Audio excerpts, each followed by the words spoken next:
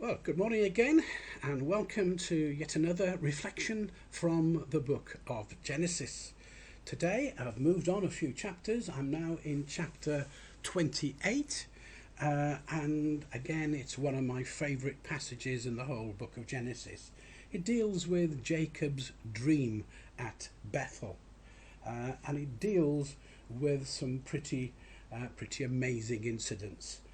Let me first of all read the chapter and the verses to you. Genesis 28, verses 10 to 22. Jacob left Beersheba and set out for Haran. When he reached a certain place, he stopped for the night because the sun had set. Taking one of the stones there, he put it under his head and lay down to sleep. He had a dream in which he saw a stairway resting on the earth with its top reaching to heaven, and the angels of God were ascending and descending on it. And there above it stood the Lord, and he said, I am the Lord, the God of your father Abraham and the God of Isaac. I will give you and your descendants the land on which you are lying. Your descendants will be like the dust of the earth, and you will be spread out to the west and to the east, to the north and to the south. All people on earth will be blessed through you and your offspring.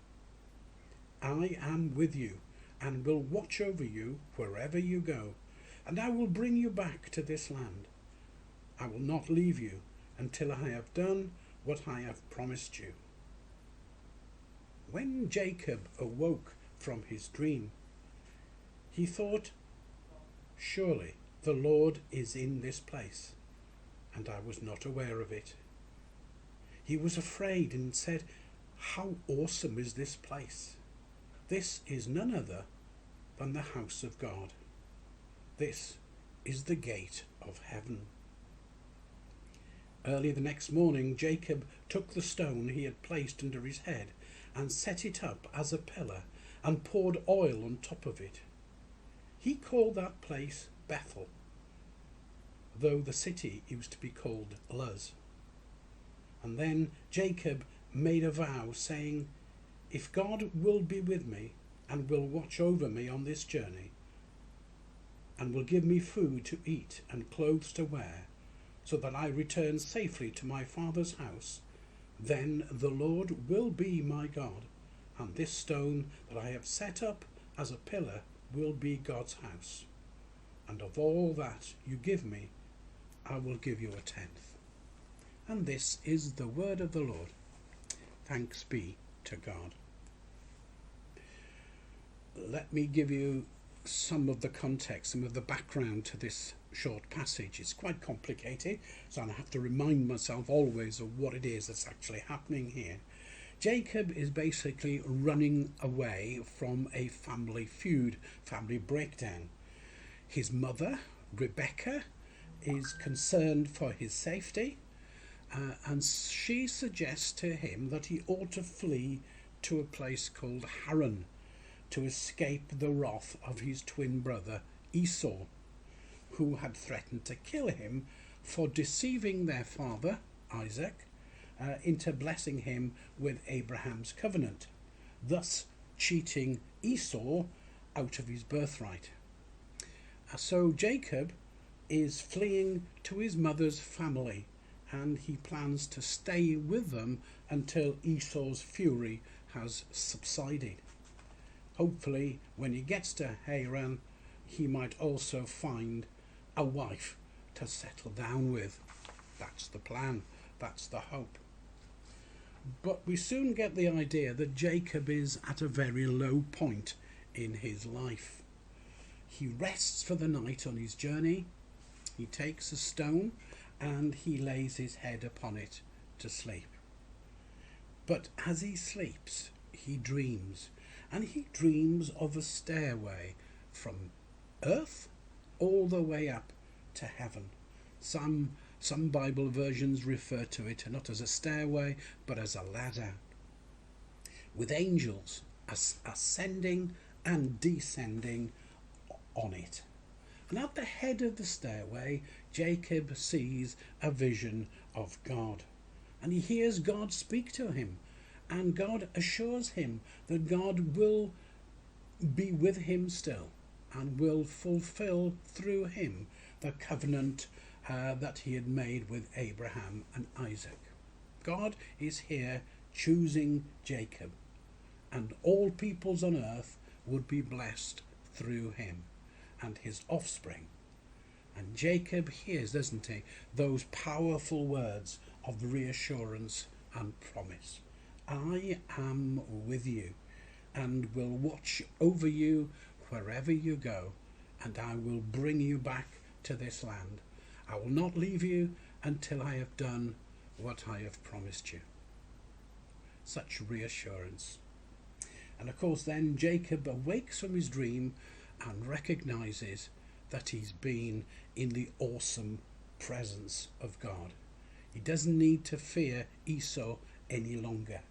He sees the place where he has slept as a sacred place, and he refers to it as the house of God, the gate of heaven.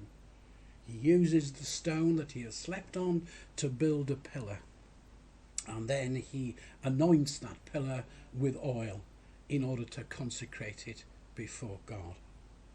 He called that place Bethel. Jacob then makes a vow that if God will watch over him on the journey, then God will receive his loyal devotion and his support.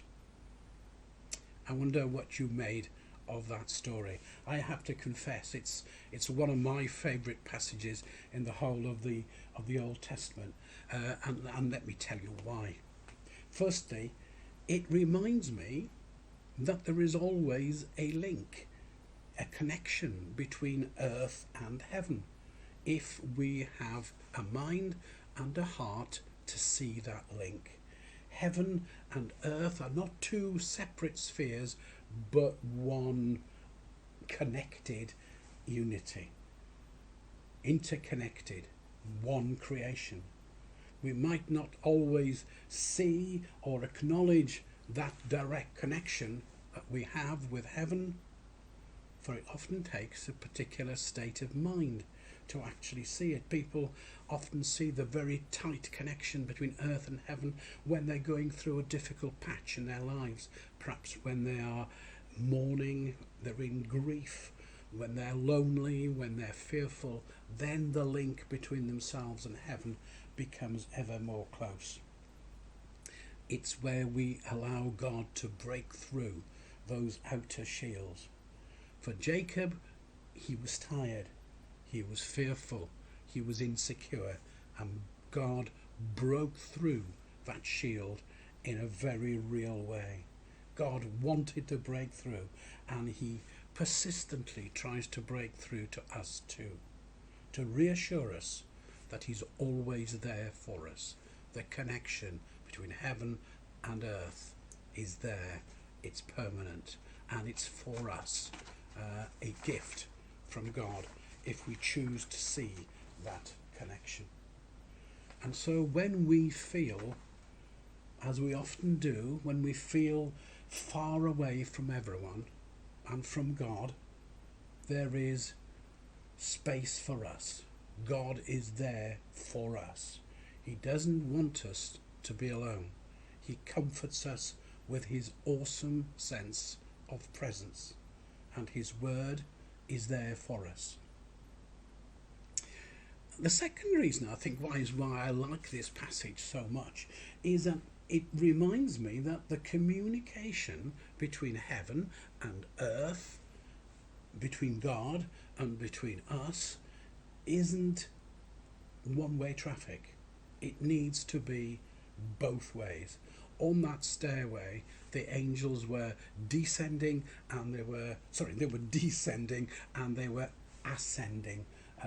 The traffic was indeed two-way, and that's true for us, isn't it?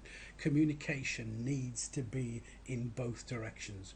We can speak and we can pray to God directly There is no need for an intermediary. We can speak to God directly in one direction, but we also need to make ourselves receptive, to be prepared to listen, to be prepared to hear as God tries to speak to us too.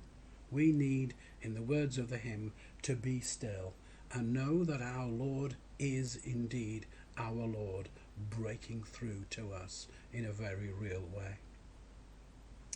And thirdly, I think I love this passage because it reminds me of how special and how sacred particular places can be. You see, at Bethel, Jacob experienced the holiness of God's presence. The Lord is in this place, he said. It's the place where God broke through to him in a deeply personal way, and it spoke words of reassurance, it spoke words of comfort. For Jacob, Bethel became that place, the meeting point between heaven and earth. It was truly an awesome place. Let's hear again what Jacob said of it. He said, "This is no other than the house of God. This is the gate of heaven." You know, as he left Bethel, Jacob was a changed man. He went forward with a new understanding of himself and of God's purpose for his life. It was where matters had been clarified for him and where assurances had been given to him by God. Bethel was truly an amazing place, truly a place of blessing. And so today I want to leave you with a very simple question. Where is your Bethel? Where is that place that you feel yourself to be spiritually uplifted and affirmed? Where does God most often and most meaningfully find you? And where do you find yourself in the presence of God? Where is our Bethel? Have a good day, and I'll see you again soon. Take care.